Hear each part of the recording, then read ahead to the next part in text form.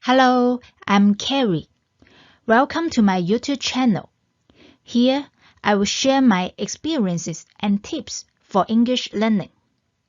Last time, I talked about 5 misconceptions about TOEFL. After talking about don'ts, it's time to talk about do's. Today, I'll share 6 must-do things about TOEFL. Let's figure out what we should do to get a high score in the least amount of time. Number 1, know your level and set a realistic goal for yourself. I know this is a really old point, but it's pretty important. After thinking twice, I still believe this must be the first step.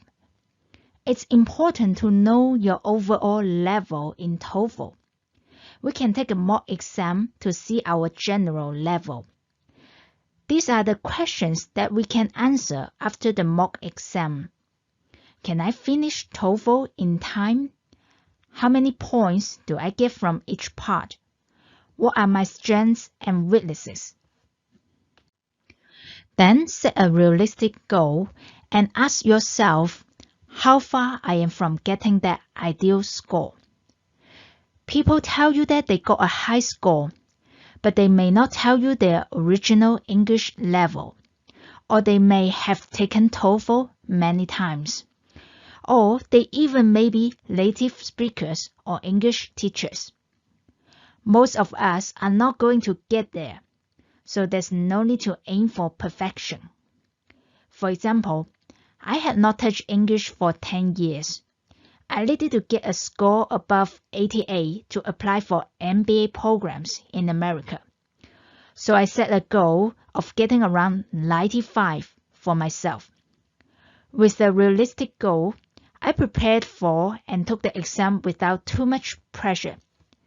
I ended up getting a score of 100, which was above my ideal score, and I took the test only one time. Number 2, when you feel half ready, go ahead and register for the exam. Shouldn't we register for TOEFL after we feel 100% ready? Why should we register when we feel only half ready?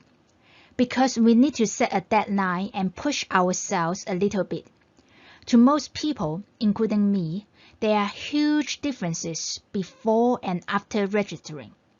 Before registering, I always had excuses to not study, such as, I'm so tired today. There's still enough time, no need to work so hard right now.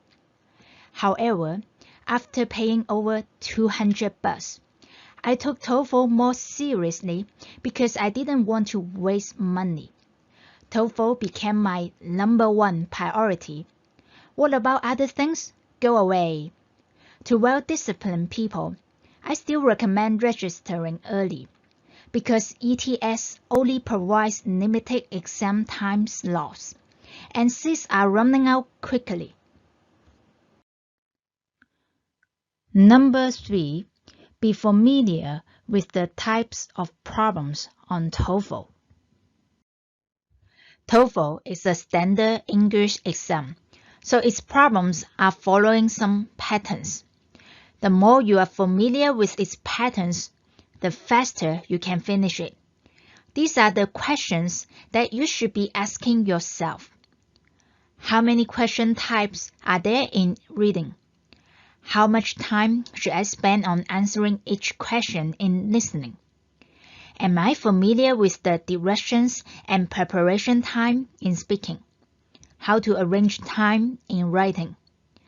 If you can answer all these questions clearly, congratulations!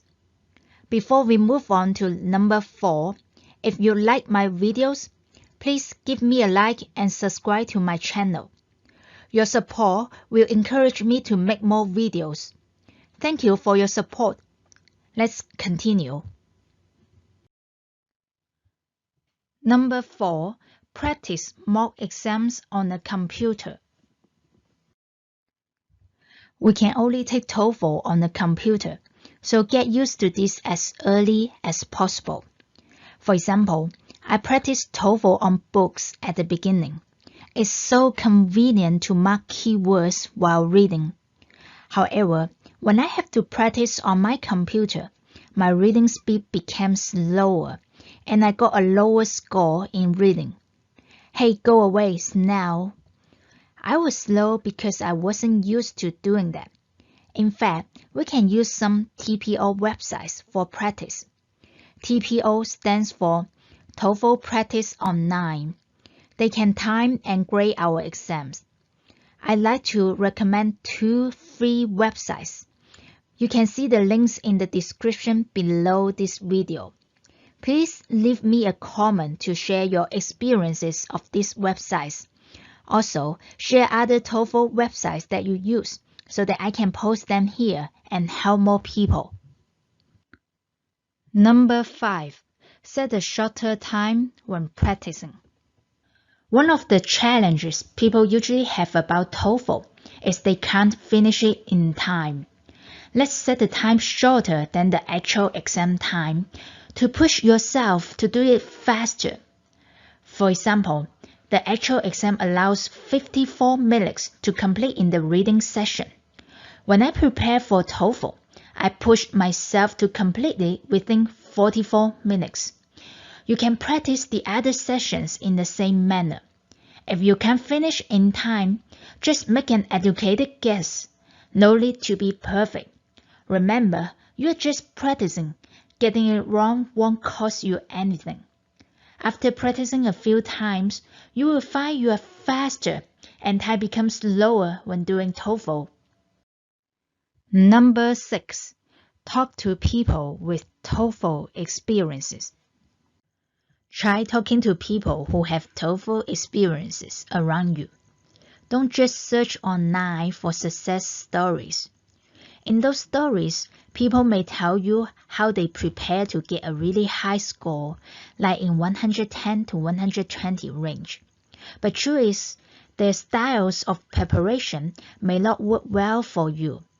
So trying to copy their studying habits may not help you get a high score. A more practical thing to do is actually to hear how people who are around the same level as you are doing. That way you can learn about what works for them and their mistakes. That's why I make these YouTube videos to share my experiences with you, because I want to show you a more realistic view of TOEFL from someone who had not touched English for 10 years. If you have friends who have taken TOEFL, talk to them and ask them about their experiences. I got a lot of useful tips for TOEFL from my friends and classmates. They share with me the do's and don'ts when preparing for the exam. If you want to hear more about my TOEFL experiences, feel free to leave me a comment and I'm happy to share what I know. These are the 6 must-do things about TOEFL. Number 1. Know your level and set a realistic goal for yourself. Number 2. When you feel half ready, go ahead and register for the exam. Number 3. Be familiar with the types of problems on TOEFL. Number 4. Practice mock exams on the computer. Number 5. Set a shorter time when practicing. Number 6. Talk to people with TOEFL experiences. I'm sure you'd like to know how I specifically practice reading, listening, speaking, and writing. I will explain my strategies and provide a lot of free resources in my next video. Stay tuned. If you like my video, please give me a like, subscribe to my channel, and share with others. It will give me support to make more videos. If you have questions or topics that you want me to talk about, please leave me comments. Thank you for watching. See you next time. Bye.